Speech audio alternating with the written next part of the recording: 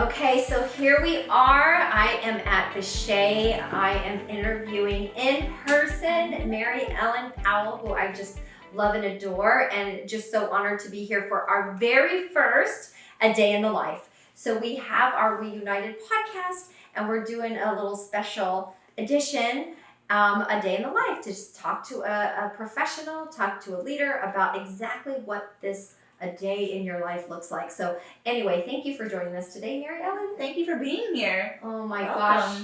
I am so excited. It is so much more fun to do an interview live and to be able to look at my guests instead of on a Teams call. So this is great. So I want to start by asking you, okay, so here we are. We're at Vishay. You have describe what's your role, what's your title now? So I'm the Senior Director of Global Employee Development. Wow, that's a big responsibility. How many people do you have that are reporting to you? On my team, about 8 globally, and we're responsible for the development of our 25,000 or so employees. Wow. Okay, so we'll get into some thoughts about that. But so leading up to this point, tell me about your childhood. Tell me how you grew up. Tell me what you wanted to be when you grew up. How much time do we have? So I'm the youngest of 3. My brother and my sister and myself have quite an age gap. So my sister's 12 years older and my brother's 7 years older. So I grew up almost like an only child at some points. I had the best of both worlds. So I had siblings, but then of course they were off in college or in high school and doing their other things. So I think I became very creative because I had to, you know. And I was born into a family where we were very middle class. Both of my parents grew up in the trades. So my mom is a nurse, was a nurse. My sister is a nurse. My nana was a nurse. My aunt's a nurse. Everybody was nurses. Wow. And I knew very early on that I did not want to be a nurse. I just knew I'm squeamish. The sight of blood, you know. Giving people shots, no. Thank you. Was not for me. My dad was in the union as a steam fitter. So I kind of broke out as this, I want to be a professional. I don't know what I want to be when I grow up, actually. I still don't know. And I'm figuring it out as I go. But I knew I always wanted to work with people. So I first got into employee development. This is funny in how the world is full circle. When I was at college, I had an on-campus job, paid my way through school, and I was the manager of employee development. So I worked at our student union building in like the front office, and you know the clubs and sororities would go there to book the rooms or stuff like that. And we had a staff of students, and I almost think they felt bad for me because they didn't. Everybody had like a title or a specialty, and I didn't. And they were like, "Well, why don't you go and get some off-the-shelf training? Why don't you create an incentive plan?"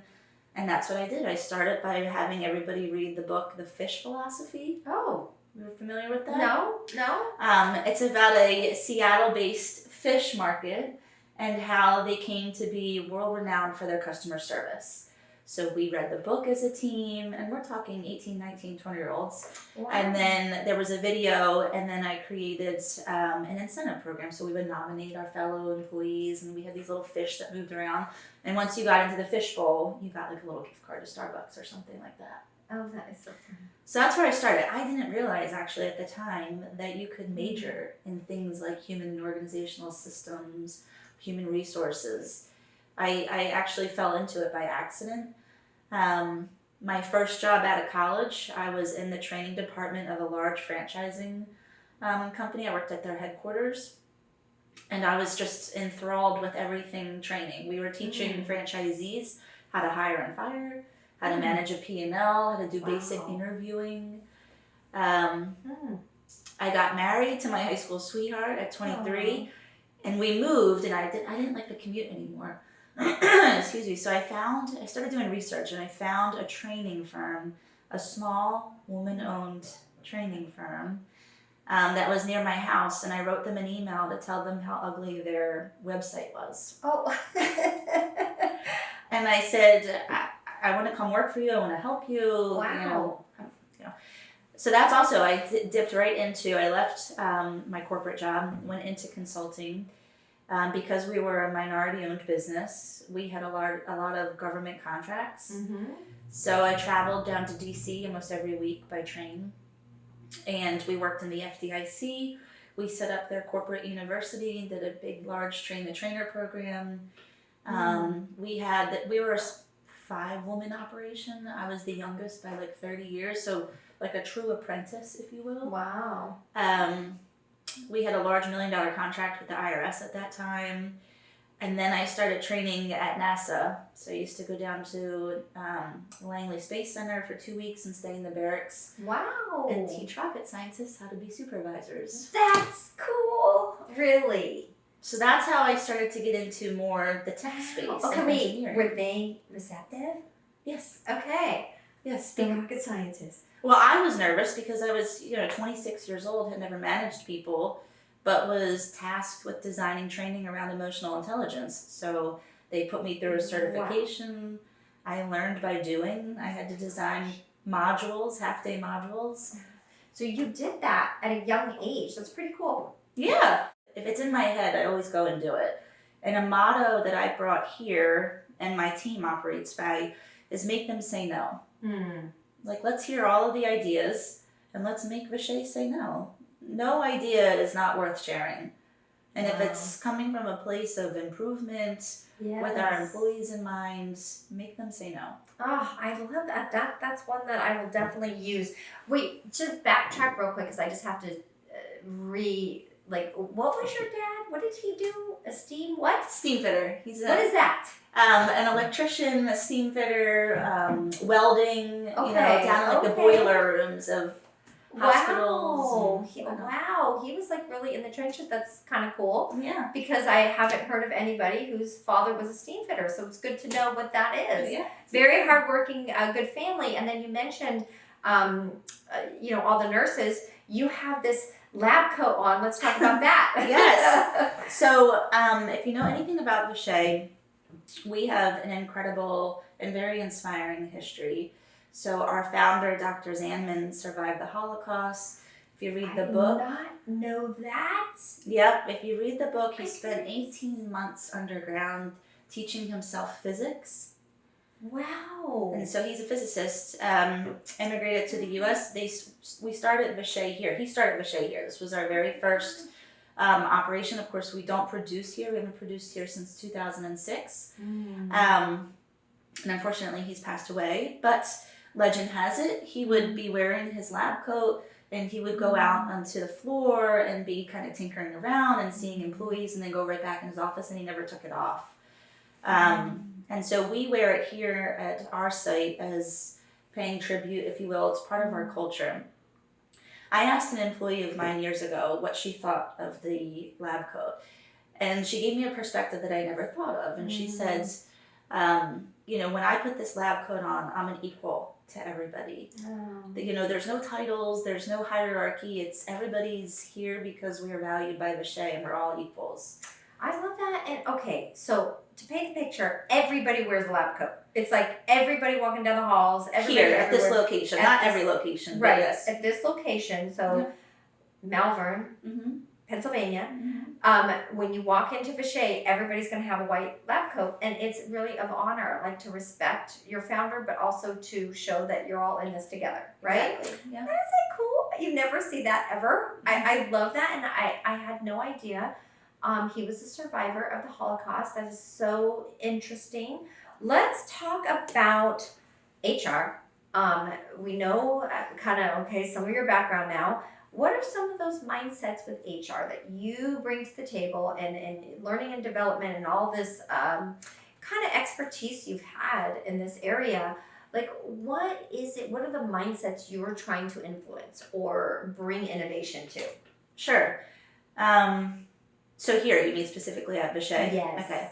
So we talked about it last night. One of my favorite competencies is learning agility. So the ability to take your past or your experiences and be able to adapt and apply in your current setting. Yes. So, yes, I was a consultant. I went to Mars, Snickers and M&M's company.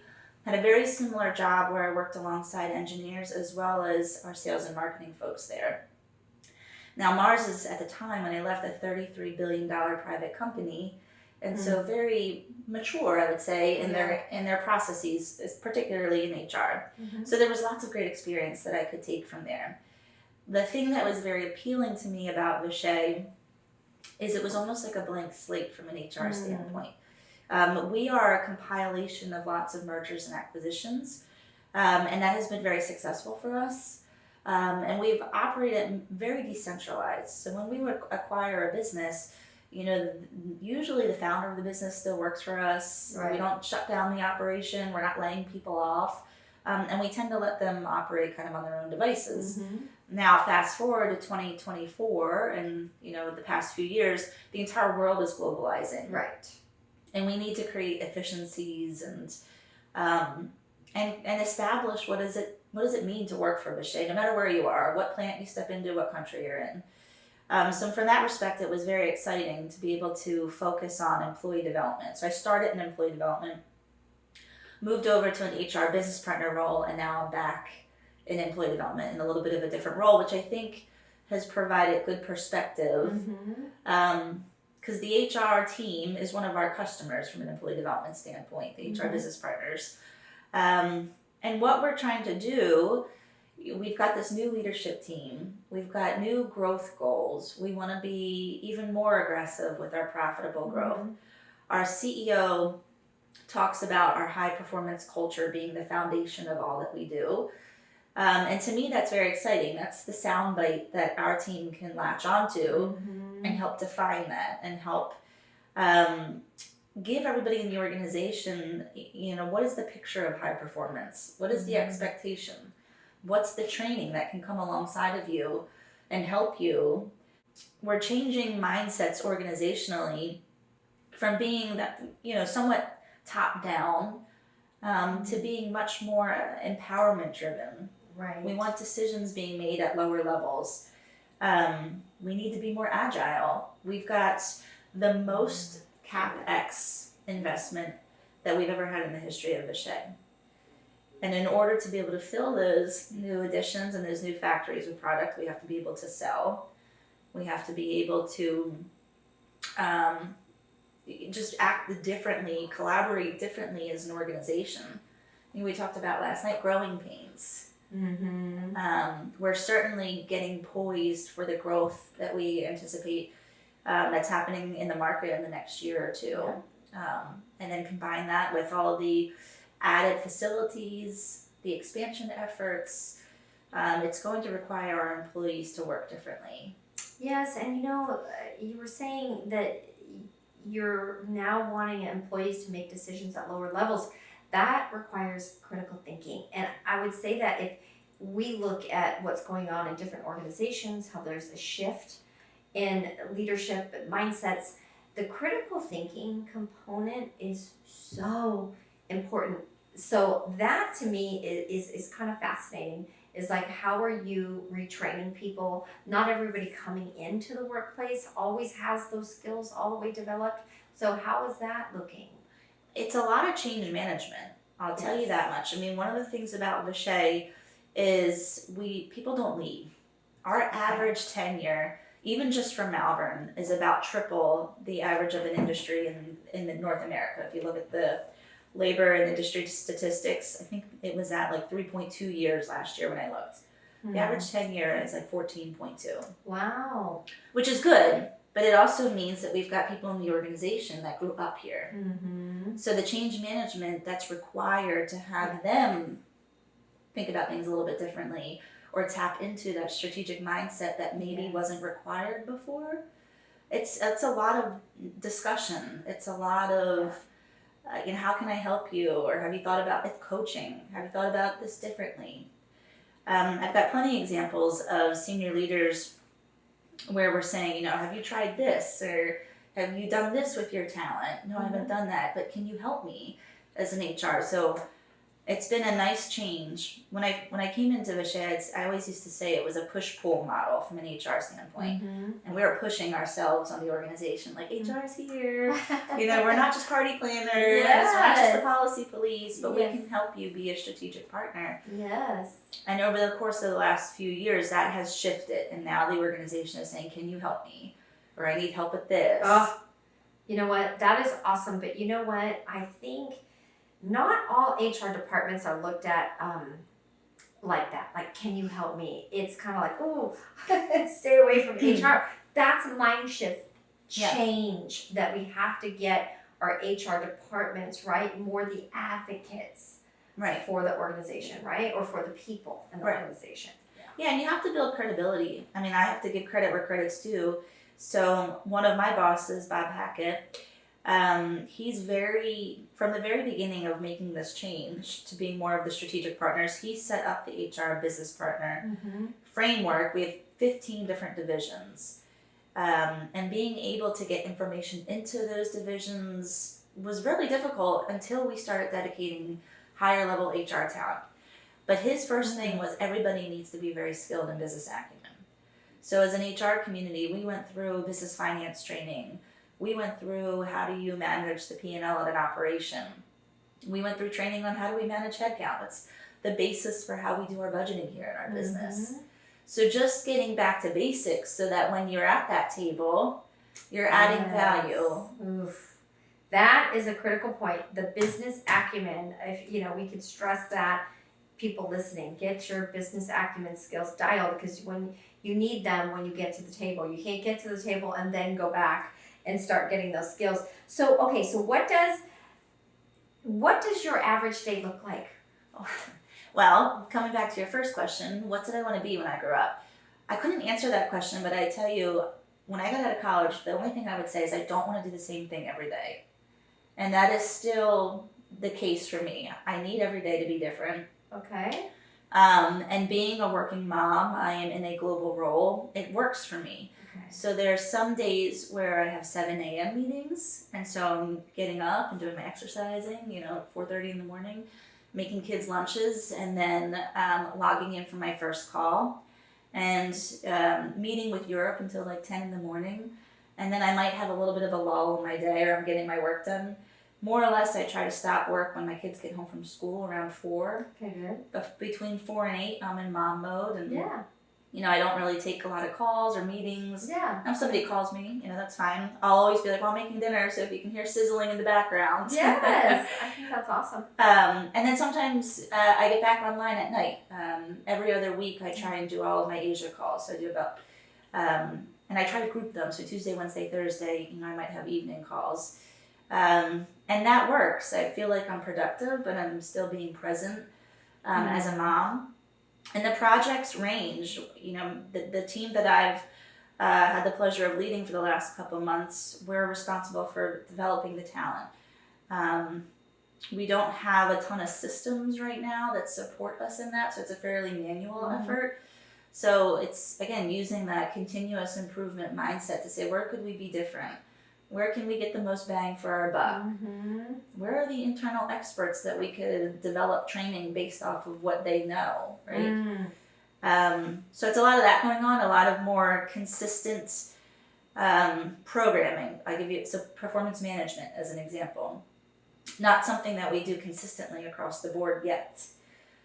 So my team's responsible for starting to develop what's the calendar, what are the mechanics, what's the mindset change? We're moving from not having very many systems or processes in place to educating our managers to say not only what your people do is important, but how they do it. Are they team players? Are they strategic thinkers? Are they bought into our vision and our values? And starting to have a lot of emphasis on that from a performance standpoint. Okay, so let's talk about, so there's a lot of exciting things that you're doing, right, on a daily basis, and you change it up. But before I ask that, I do want to ask you, is it difficult? You mentioned being a working mom. Is that a difficult juggle for you?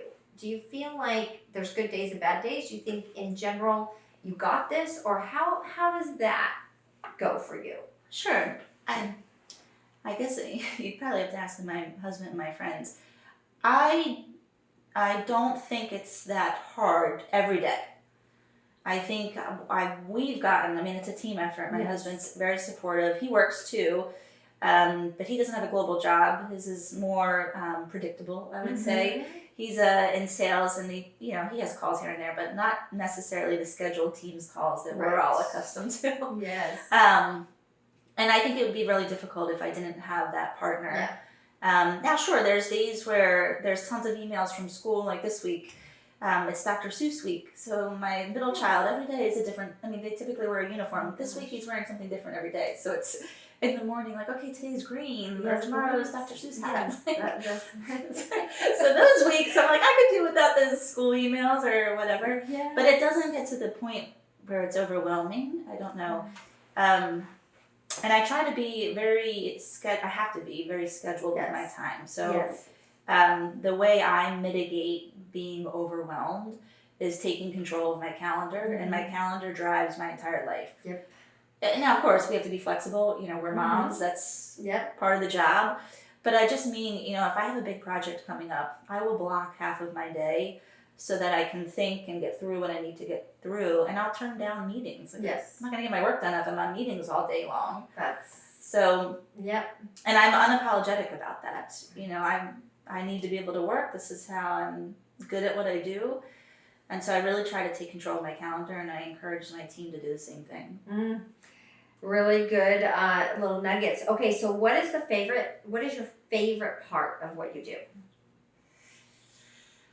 Vishay is, it's amazing. We are a humongous company, 25,000 employees.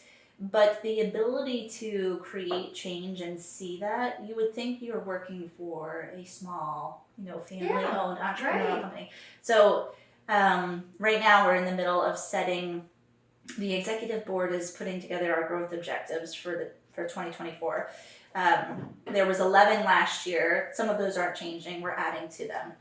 And it had a pinch me moment because I was in the meeting with the executive board a couple of weeks ago, like helping them kind of fine tune the growth objectives. And it was a professional, like, whoa, I just helped this team. And I have that connection and the ability to speak up and give my feedback. I was never scared to do that. I was asked to attend that meeting. And you think about that as a strategic person, and you're like, wow, you're really shaping the business. That's amazing. So I think it's really important for people to listening to understand. Speak up if there's something stirring in your soul. Don't just, don't be intimidated, or be intimidated, but just say it anyway. Just speak up and contribute to the business. And I think that whole concept of contributing to the business, when you hold back, you're not contributing in the way that you could. And then I love that the organization was asking for the input and wanting the input. So it really, this two-way street is really the magic, is if we can get more organizations, like you said, like coming and asking their people, and then the people actually being willing to step up. Sure, yes. My boss always says, Bob, that since I've gotten here, I've always said I have a healthy dissatisfaction. So it means I'm not frustrated, but I know that could be better, or I have an idea to change that, or so I share that with the folks I work with on a daily basis. I have a healthy dissatisfaction with how things are working. So let's sit down and talk about it. Awesome. I love that. Healthy dissatisfaction. I'm going to have to use that too. Okay, so what do you like the least about what you do? Oh, the least. I mean, there's certainly decisions that we need to make, regardless of where you are in the business, but HR as it relates to people. I mean, we are a for-profit business. We need to make sure that we are protecting our margins and we are operating in a way that yields profitable growth. And sometimes that means making hard decisions about people. And that's certainly not my favorite piece of it, but the strategic aspect of it around how do you assess capability and who's right for the team and who's might need to get off the boat. Those types of conversations, I like the design aspect of it, but of course when it comes to execution and having difficult conversations, I don't love that. But that's really the only thing I could say. I mean, I feel like I'm very lucky. I'm sure you heard it from Anne. We feel fortunate to work here and are encouraged and challenged each day. But I also wouldn't be able to do this as a working mom if they were not as respectful and as family focused as they are. I think that's so critical. Is the culture of the old organization is so critical, and it comes out in decision. So it's really important to know that it's really interesting how many organizations will put like some culture statement or mission statement or whatever, and it's just up on a wall somewhere. But how does that translate into reality? And so it's just a feel I get that here at Vishay, it's that culture is being implemented and translated into the business, which sounds really like what you want. Absolutely. Yeah. Our CTO, who's the head of our business development group, as well as R&D, but from a business partner standpoint, I support him. I still have my business partner responsibilities, but he's based in California, so he's 3 hours behind. And he'll never call me after 4 p.m., even though it's only 1 p.m., because he knows at some point I must have casually said in a conversation, like, between 4 and 8, that's where I've got sports I'm going to, cooking my dinner, blah, blah, blah. And I just think that's very respectful. He will make comments like, oh, I don't want to book this meeting because it's 5 p.m. for you. And I'm like, okay, good. Yeah. But it's like he's, obviously he was listening, and Yes. to your point, it's those types of actions that make me feel like I never have to compromise. But I also think with you, though, I think for people listening, because I've seen the other side of it where some people are like, I love that you said, you'll get up at 4 a.m. if you have to get certain things done. That's the give and take. So there's some people who are like, oh, too bad, 5 o'clock done, I don't check my emails, but they're not getting up sometimes at 4, right? So we as employees have to be very kind of respectful and honor the positions we're in. So I love that you said that. You're willing to put in your time. And then there's a certain time frame you just don't work, but it's not like you're not making up for that. So No. I think that they see that in you too, right? And that's probably why they're so honoring of it. But I also wanted to ask you, so like in this role, before I get into 1 or 2 other questions, and these interviews go so fast, I can't believe it. What is it, the main thing, if you could say, in this role that I'm doing right now, what is the one thing you want to accomplish? That if you could accomplish it, you'd be like, you know what, I'm so happy I did that. If we can become more agile, more open to organizational changes that help us do things differently, and that, of course, support our operating model and drive profitable growth, then I think that's a big win. So succession planning is a big priority for me this year. And then just overarching like OD principles. What do we want out of our teams? Who controls how many spans, how many layers we have between, that type of thing, to continue to help look at our organization and say, are we running as effectively and optimizing the talent that we have? These are things that are not necessarily going to be done at the end of the year, but these are the big chunks of work that I have my sights on. And as we progress and make those changes, we'll see them in the culture. And hopefully we'll see them in business results too. But they'll take time. But I think developing this high performance culture, Joel Schmeckel, our CEO, when he put that as the foundation, I almost want to be like, thank you. That was he lobbed us a ball for the employee development team to really support that. I think that's really good. I think the high performance combined with the human component and that human element that you're trying to bring is really going to be a winning formula. So that sounds really good. So I have just a couple more questions of you, and it seems like we got through so many things so quickly, but I'm going to go back to the working mom thing because, a lot of people listening have children, right? And it's a struggle being a working mom in a lot of areas, but really at the end of the day, I think working moms are such amazing role models. I mean, not that, and stay-at-home moms too, not to disparage, because I was one myself, and that was the hardest job in the whole wide world, and I did that for a long time. So, but I think when you're a working mom, what is it that you want your children, because there are things you're going to miss out on. So this is the struggle with a working mom, is you will not always be able to go to those school performances. You will be traveling when important things are happening. So these are the sacrifices, right? But what is it at the end of the day you want your children to learn or to take away from watching you as their role model be a working mom? Yeah, I mean, certainly the work ethic.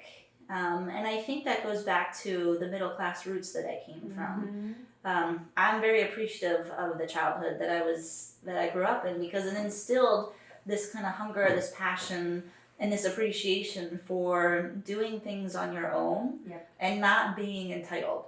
And that, I think, is what I most importantly want my children to see is not to be entitled, Yes. but that if you put your mind to it and if you work hard, you make some concessions here and there, you can have a beautiful life and you can be really proud of what you've accomplished. Yes. I think that's a really good point, because I'm telling you, I know a lot of people. I live in Orange County. I know a lot of people who their value is to give their kids maybe everything they didn't have, or to give their kids all these things. And really, they're robbing them of the opportunity to earn that themselves and have self-esteem. And then we wonder why we have all the depression and all the things that are going on. But I really appreciate those values of letting people earn their way, because it gives them their own sense of pride and accomplishment. So for my last question, it's like I wish we had a lot more time, but it's like we're concluding.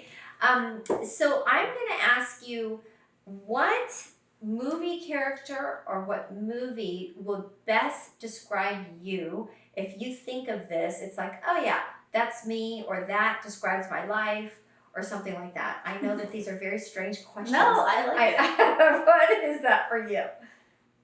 Okay, so I gave this some thought, and I have 3, and maybe I'm not allowed to pick 3, but You're allowed to pick whatever you want. There's a tie, so you'll see it. Okay, so I'll just say the characters' names, and they're from different generations. So Aaron Brockovich, Katniss from Hunger Games, and Princess Leia. Okay. And the reason I like all of those, I'm not saying that I am exactly like them, or that even my work is as admirable as what they're doing in each of those respective movies. But I think the personality traits that I find common in all 3 of those women are things like resilience, finding a way, the grit. Yes. And being, I said this earlier, kind of unapologetically yourself. Yes. And when I came into Vichet, I came into this role, I was replacing somebody that retired. There was certainly an age gap. I wore fancy clothes, flashy clothes. I looked different almost. But I didn't change, because I knew I had something that I could bring to the table. And in the early years, it wasn't always easy, throughout my whole career, not just Vichet. But I always persevered, and I almost got to a point where my favorite word was no. You tell me no, that's great. I'm going to find another way to do it. And I find in each one of those stories, there's an element of perseverance, there's an element of being very genuine to who you are, and then there's an element of caring about everybody else around you and making sure that they're taken care of. That's, I think, one of the nice bonds between somebody in HR and being a mom, is that's inherently part of your job, is to take care of your fellow coworkers, take care of your family, and put everybody else's needs before yours. Yeah. And so I like characteristics from all 3 of those characters. Oh my gosh, that was an amazing answer. Very thoughtful. So just so everybody knows, we were out at dinner, threw this question out, and you threw out the Aaron Brockovich last night, but I didn't hear the other 2. So I love how you pulled that all together. Very creative of you, and I think you are doing an excellent job in your role. We had you on a panel discussion, remember, a couple years ago. Thank you for that, and you brought a lot of your expertise to that panel, which I loved, and I just think you are a really good, solid role model, woman leader in this industry, and I really appreciate you very much. Oh, thank you, Jackie. Likewise. Well, thank you for being here, and thank you for having me at Vichet. Yeah, thank you. Okay.